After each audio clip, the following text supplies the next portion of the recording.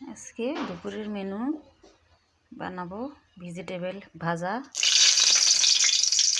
এখানে কড়াইতে তেল গরম হয়ে গেছে, আমার আগেই একটু কালো জিরা ফোড়ন দিলাম, কয়েকটা কাঁচা লঙ্কা, পেঁয়াজ কলি, গাজর, আলু দিয়ে একটা ভাজা শীতের সময় ভাজাটা হেভি সুন্দর সুস্বাদু হয়।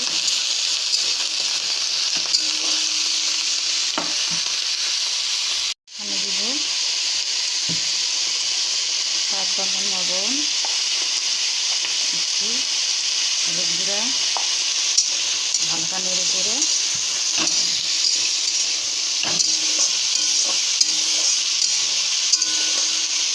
ঢাকা দিব।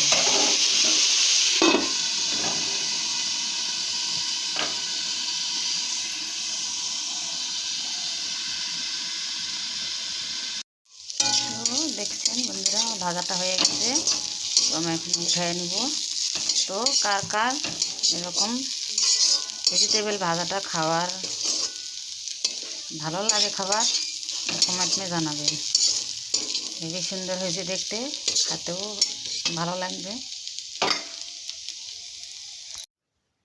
সকালের নাস্তা রুটি আর সবজি।